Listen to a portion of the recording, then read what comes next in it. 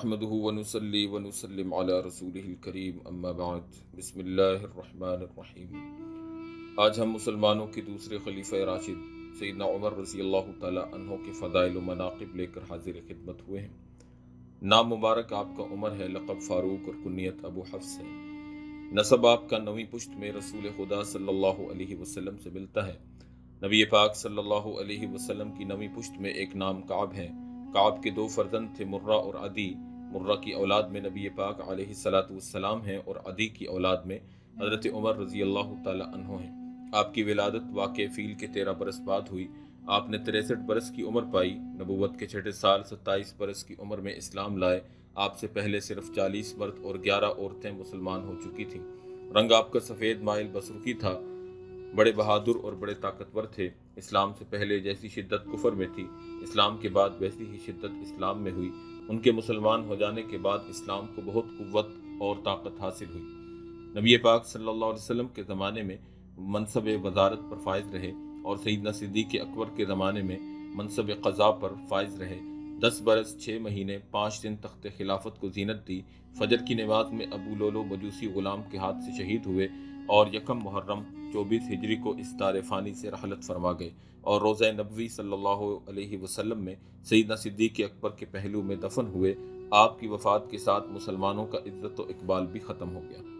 آپ خاندان قریش کے باوجاہت لوگوں میں شامل تھے، چنانچہ اسلام سے قبل آپ اکثر سفارت کا کام سر انجام دیا کرتے تھے۔ ابو جہل مکہ کا مشہور کافر سردار آپ کا ماموں تھا۔ ان کا اسلام بھی حضور صلی اللہ علیہ وسلم کا ایک معجزہ تھا۔ کئی دن سے نبی پاک علیہ السلام دعائیں مانگ رہے تھے کہ یا اللہ دین اسلام کو عمر بن خطاب سے عزت دے۔ وہ دعائیں آپ کی مقبول ہوئیں اور مشیت الہی ان کو دربار نبوت تک کھینچ کر لے آئی۔ ہجرت کے بعد مغازی کی خدمت حضرت عمر نے بہت عمدہ انداز سے سر انجام دی۔ چنانچہ غزوہ بدر، غزوہ احد، غزوہ خندق، غزوہ بنی مصطلق، غزوہ حدیبیہ، غزوہ خیبر اور اسی طرح غزوہ حنین اور فتح مکہ سمیت دیگر چھوٹے موٹے غزاوہ اور سرایہ کے اندر نبی پاک صلی اللہ علیہ وسلم کے ساتھ شانہ بشانہ شامل رہے۔ نبی پاک صلی اللہ علیہ وسلم سے محبت اور عقیدت کا یہ عالم تھا کہ ایک مرتبہ ایک منافق کا اور ایک یہودی کا کچھ جھگڑا ہوا۔ دونوں فیصلے کے لیے ان کے پاس گئے۔ یہودی نے کہہ دیا کہ اس معاملہ کا فیصلہ نبی پاک صلی اللہ علیہ وسلم کر چکے ہیں، مگر یہ شخص اس فیصلے سے راضی نہیں ہوا، اس لیے آپ کے پاس آئے ہیں۔ آپ نے فرمایا اچھا ٹھہرو، میں یہی فیصلہ کیے دیتا ہوں۔ چنانچہ گھر کے اندر جا کر تلوار لے آئے اور اس منافق کی گردن اڑا دی اور فرمایا کہ جو شخص نبی کریم صلی اللہ علیہ وسلم کے فیصلے پر راضی نہ ہو، اس کا فیصلہ عمر اس طرح سے کیا کرتا ہے۔ آپ کی خلافت خدا کی قدرت کاملہ اور رحمت واسعہ کا ایک عجیب نمونہ تھی۔ جو کمالات رسول اللہ صلی اللہ علیہ وسلم کی تعلیم اور تربیت نے ان کی ذات والا میں پیدا کر دیے تھے، ان کے ظہور کا پورا موقع آپ کی زمانے خلافت ہی میں ظاہر ہوا۔ جو وعدے حق تعالیٰ نے اپنے نبی صلی اللہ علیہ وسلم سے کیے تھے اور جو پیشن گوئیاں قرآن مجید اور احادیث میں تمکین دین اور ظہور ہدایت و فتوحات کی مذکور ہیں، وہ بأحسن وجوہ آپ ہی کی خلافت میں مکمل ہوئیں۔ اگر آپ کے عہد خلافت کے کارنامے اور آپ کے ظاہری اور باطنی کمالات بالاجمال بھی بیان کیے جائیں تو ایک بہت بڑا ضخیم دفتر چاہیے جس میں یہ ساری تفصیلات لکھنی پڑیں گی۔ چنانچہ 13 ہجری میں سیدنا صدیق اکبر کی وفات کے بعد مسند آرائے خلافت ہوئے اور تھوڑے ہی دنوں میں ایک چھوٹی سی اسلامی ریاست کو ملک عظیم بنا دیا، جیسا کہ رسول اللہ صلی اللہ علیہ وسلم کو پہلے ہی بذریعہ وحی کے اطلاع دے دی گئی تھی۔ مزاج مبارک میں کچھ سختی تھی، غصہ جلدی آ جاتا، جیسے حضرت موسیٰ علیہ السلام کی طبیعت تھی، لیکن 2 صفتیں بڑی کمال کی تھیں۔ اول یہ کہ اپنی ذات کے لیے کبھی غصہ نہ آتا، دوسرے یہ کہ عین اشتعال اور غصے کی حالت میں کوئی شخص اللہ تعالیٰ کا نام یا قرآن مجید کی کوئی آیت پڑھ دیتا تو آپ کا غصہ فوراً سے رفع ہو جاتا۔ رسول اللہ صلی اللہ علیہ وسلم کے قرابت والوں کا بڑا لحاظ فرماتے تھے۔ اپنے بیٹے عبداللہ کا وظیفہ 3000 مقرر فرمایا اور حضرت حسن و حسین رضی اللہ تعالیٰ عنہما کا 5-5 ہزار، یہاں تک کہ حضرت اسامہ بن زید رضی اللہ تعالیٰ عنہ کا 4000 وظیفہ مقرر فرمایا۔ چنانچہ امام زہری رحمۃ اللہ علیہ کہتے ہیں کہ جب عراق سے کچھ مال حضرت عمر کے پاس آتا تو آپ بنی ہاشم میں جس کو مجرد دیکھتے اس کا نکاح کر دیتے، جس کے لونڈی یا غلام نہ ہوتا اس کو لونڈی اور غلام عطا کرتے۔ چنانچہ امام محمد باقر رحمہ اللہ سے روایت ہے کہ ایک مرتبہ حضرت عمر کے پاس کچھ حلے یمن سے آئے، آپ نے مہاجرین و انصار کو تقسیم کیے، مگر کوئی حلہ حضرات حسنین کریمین رضی اللہ تعالی عنہما کے جسم پر ٹھیک نہ ہوا، تو آپ نے حاکم یمن کو فرمان بھیجا کہ حضرات حسنین کے لیے ان کے جسم کے موافق حلے بنوا کر بھیجیں۔ चुनांचे जब वहां से हुल्ले बनकर आ गए और हजरत हसनैन ने पहन लिए तो फरमाया कि मैं दूसरों को पहने हुए देखता था तो मेरा दिल खुश न होता था, अब मेरा दिल खुश हुआ। एक मरतबा हजरत हसन या हजरत हुसैन हजरत उमर के पास गए, मगर ये देख कर कि दरवाज़ा पर अब्दुल्ला बिन उमर बैठे हैं, उनको इजाज़त नहीं मिली, बगैर मुलाकात किए हुए वापस चले गए। इसकी खबर हजरत उमर को हुई तो आपने बुलवा भेजा और फरमाया कि ए मेरे भतीजे, तुम क्यों वापस चले गए? उन्होंने कहा कि हमने ये ख्याल किया कि जब अब्दुल्ला को इजाज़त न मिली तो हमको कैसे मिलेगी। आपने फरमाया, ए मेरे भतीजे, तुम्हारी और अब्दुल्ला की क्या बराबरी। इब्ने अब्बास से रिवायत है कि जब मदाइन फतह हुआ, माल गनीमत आए तो हजरत उमर ने हुक्म दिया कि मस्जिद में फर्श बिछाया जाए और इस पर माल के ढेर लगा दिए जाएं। फिर तमाम सहाबा कराम जमा किए गए तो आपने सबसे पहले हजरत हसन को 1000 दिरहम दिए, फिर हजरत हुसैन को 1000 दिरहम दिए, इसके बाद और लोगों को तकसीम किए और अपने फर्जंद हजरत अब्दुल्ला को 500 दिरहम दिए। उन्होंने कहा कि अमीरुल मोमिनीन, मैं रसूलुल्लाह सल्लल्लाहु अलैहि वसल्लम के ज़माने में जिहाद किया करता था और हसनैन तो उस वक़्त बच्चे थे, मगर आपने उनको 1000 दिरहम दिए और मुझको 500। तो आपने फरमाया, अच्छा, जैसे बाप उनके हैं वैसा अपना बाप दिखलाओ और उनकी माँ की जैसी माँ दिखाओ और उनके नाना की जैसा नाना और उनकी नानी की जैसी नानी दिखाओ और उनके चचा का जैसा चचा और उनके मामू के जैसा मामू और उनकी खाला की जैसी खाला दिखाओ, वरना अब कभी उनकी बराबरी न करना। सुनो, उनके वालिद अली मुर्तज़ा हैं और उनकी माँ फातिमतुज़ ज़हरा हैं और उनके नाना मोहम्मद मुस्तफ़ा हैं और उनकी नानी सैयदा खदीजतुल कुबरा हैं और उनके चचा जाफ़र बिन अबी तालिब हैं और उनके मामू इब्राहिम फरजंद रसूल हैं और उनकी खाला रुक़ैया और उम्मे कुलसूम और ज़ैनब हैं जो रसूलुल्लाह सल्लल्लाहु अलैहि वसल्लम की बेटियां हैं। ये सारी की सारी रिवायात तबक़ात इब्न साद के अंदर मरवी हैं, जिनको दीगर मुहद्दिसीन और मौरख़ीन ने भी बयान किया है। हज़रत उमर रज़ी अल्लाह तआला अन्हु का अदल व इंसाफ पूरे आलम के अंदर मिसाली है और रहती दुनिया तक अदल फ़ारूकी एक मिसाल के तौर पर पहचाना जाता रहेगा। चुनांचे एक मरतबा एक नसरानी यानी ईसाई ताजिर आपके पास आया और उसने कहा कि मैं इराक़ में एक घोड़ा लेकर गया जिसकी कीमत 20,000 थी। आपके आशिर ज़ियाद बिन जदीर ने 1000 रुपया मुझसे ले लिया। फिर दरमियाने साल में उसी घोड़े को लेकर मैं लौटा तो वो 1000 और मांगता है।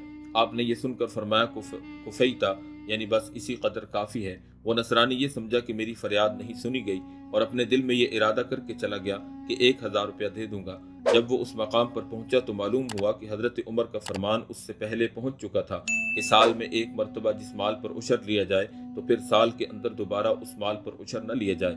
ज़ियाद बिन जदीर ने उस नसरानी को ये फरमान सुना दिया और कहा कि अब मैं तुझसे नहीं ले सकता। वो नसरानी ये सुनकर कहने लगा, मैं ईसाइयत से तौबा करता हूँ और मैं इसी शख्स के दीन पर हूँ जिसने ये फरमान तुमको भेजा। गर्ज ये कि वो मुसलमान हो गया। जब अपनी ज़माने खिलाफत में मुल्क शाम तशरीफ़ ले गए तो एक ईसाई राहिब जो देर कुद्स का मुतवल्ली था आपके पास आया और उसने एक तहरीर आपको दी। आपने उस तहरीर को देखकर बहुत ताज्जुब किया और फरमाया, लैसा लि उमरा वला लि इब्नैहि, यानी ये माल न उमर का है न उमर के बेटे का। फिर आपने उसका किस्सा बयान फरमाया कि मैं ज़माने जाहिलियत में एक तिजारती काफ़िला के साथ मुल्क शाम में आया था। लौटते वक्त मुझे अपनी एक ज़रूरत याद आई, लिहाजा मैं रास्ता ही से लौट आया और दिल में ये ख्याल किया कि काफ़िला सुस्त रफ्तारी से चलता है, मैं तेज़ी से चलकर अपने काफ़िला से मिल जाऊँगा।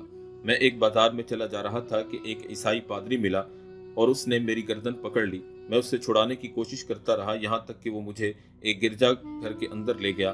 कुछ मट्टी वहाँ ढेर थी। उसने मुझे एक फावड़ा दिया कि ये मट्टी यहाँ से हटाकर वहाँ डालो और बाहर से दरवाज़ा बंद करके चला गया। जब दोपहर को आया और उसने देखा कि मैंने कुछ काम नहीं किया तो उसने एक घोंसा मेरे सर पर मारा। उसके जवाब में मैंने वही फावड़ा उठाकर उसके सर पर मार दिया, जिससे उसका भेजा बह गया। फिर मैं वहाँ से निकल कर चल दिया। बकिया दिन और पूरी रात चलता रहा। क़ज़ाए इलाही सुबह जो हुई तो फिर एक गिरजा ही के दरवाजे पर मैं उसके साए में कुछ देर के लिए बैठ गया। उस वक़्त उस गिरजा से यही शख्स निकला जिसने ये तहरीर मुझे इस वक़्त दी है। ये मेरे लिए खाना पानी लाया और बाइसरार मुझे खिलाया पिलाया और एक मरतबा नीचे से ऊपर तक मुझे देखकर कहने लगा, सब अहले किताब जानते हैं कि अब्रुए ज़मीन में मुझसे ज़्यादा कोई आलिम कुतुब समाविया का नहीं है। मैं तुमसे उस शख्स की तमाम अलामात पाता हूँ तुम में, जो हमको इस देर यानी गिरजा से निकालेगा और पूरे शहर पर काबिज हो जाएगा। और इससे कहा कि तुम ये कैसी बेतुकी बातें कर रहे हो। उसने कहा, अच्छा अपना नाम बताओ। हज़रत उमर कहते हैं, मैंने कहा मेरा नाम उमर बिन खत्ताब है। उसने कहा, खुदा की कसम तुम ही हो, इसमें कुछ शक नहीं। फिर मुझसे कहने लगा, मुझे एक तहरीर लिख दो कि इस गिरजा के मुतालिक जिस कदर मुआफ़ी है वो मैंने बरकरार रखी। मैंने कहा, तुमने मेरे साथ एहसान किया है, अब मस्करापन करके इसको मख्तर न करो। اس نے کہا اچھا لکھ دیجئے، اگر میرا خیال غلط ہے تو لکھ دینے میں آپ کا کچھ نقصان نہیں۔ چنانچہ میں نے ایک تحریر اس کو لکھ کر دے دی۔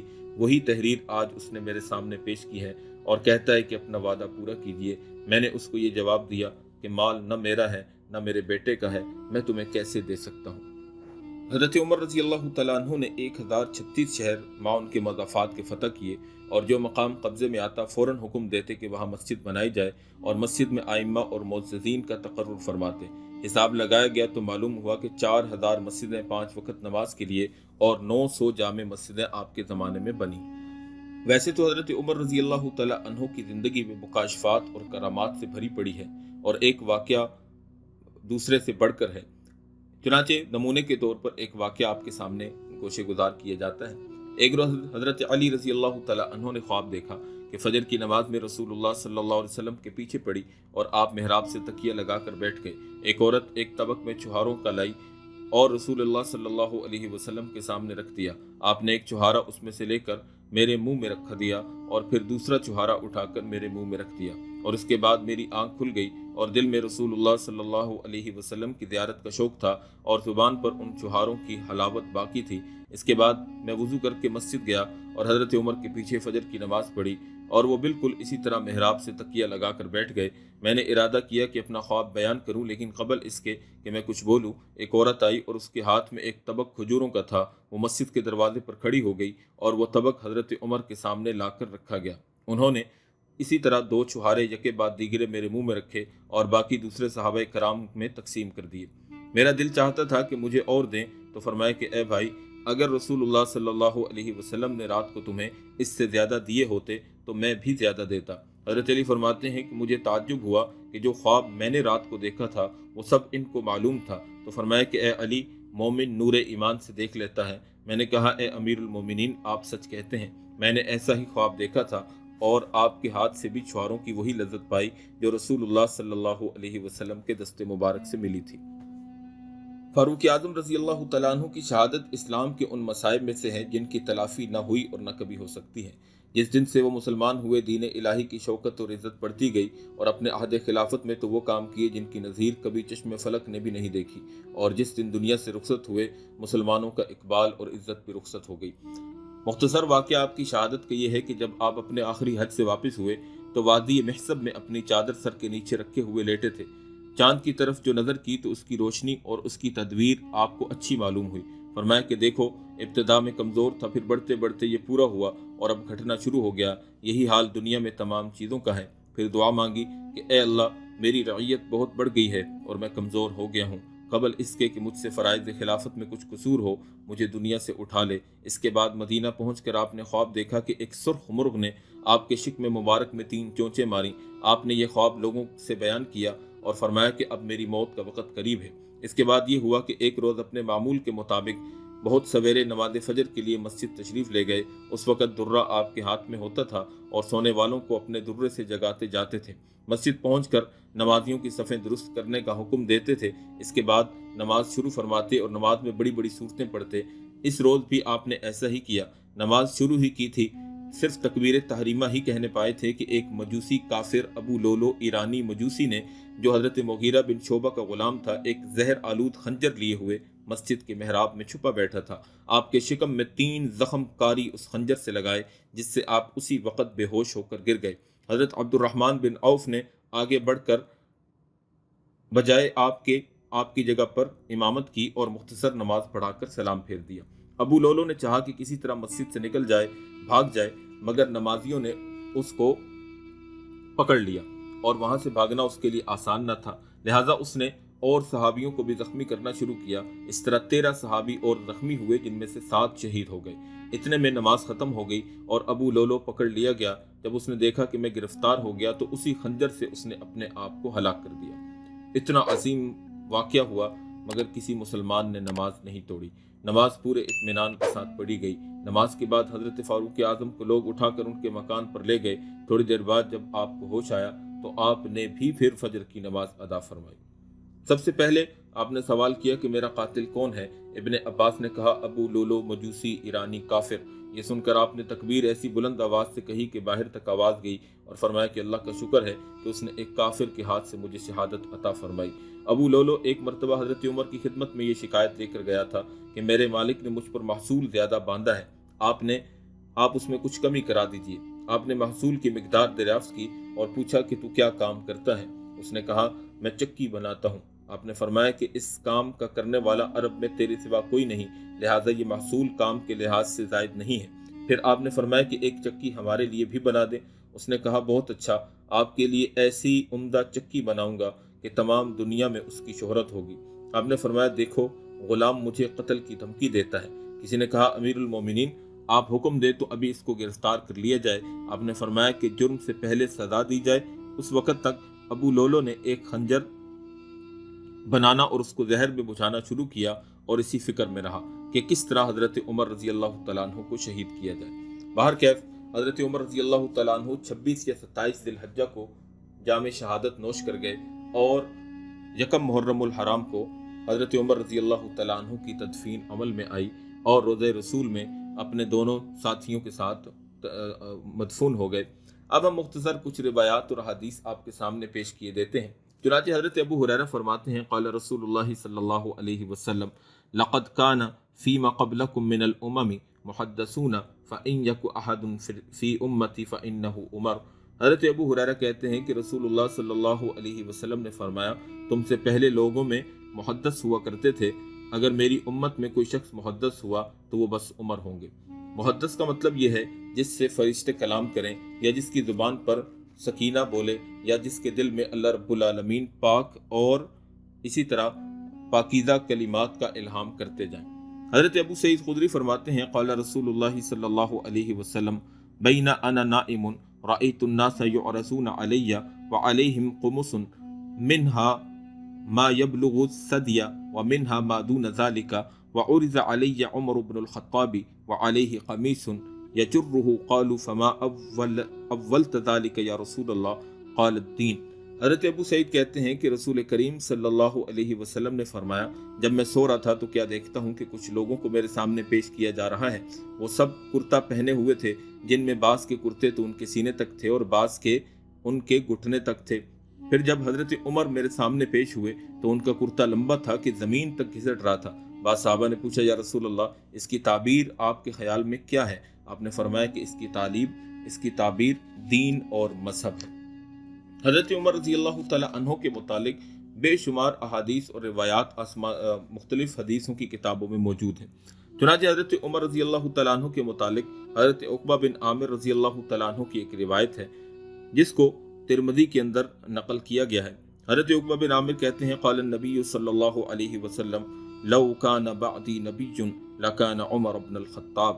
حضرت عقبہ بن عامر کہتے ہیں کہ رسول کریم صلی اللہ علیہ وسلم نے ارشاد فرمایا اگر میرے بعد کوئی نبی ہوتا تو وہ عمر ہوتے۔ اس روایت کو ترمذی نے نقل کیا اور کہا کہ یہ حدیث ضعیف ہے، غریب ہے، لیکن فضائل اعمال میں ضعیف اور کمزور روایت بھی چل جاتی ہے۔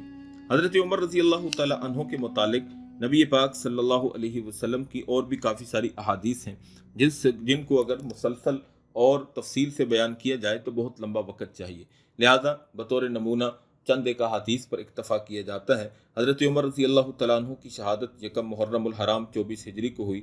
آئیے اس موقع پر ہم اس بات کا عہد کریں کہ ہم سیرت عمر، غیرت عمر اور عمر رضی اللہ تعالیٰ عنہ جیسی اسوہ حسنہ کو اپنائیں گے اور اللہ رب العالمین سے دعا کریں گے کہ اللہ رب العالمین ہمیں ان کے نقش قدم پر چلنے کی توفیق عطا فرمائے۔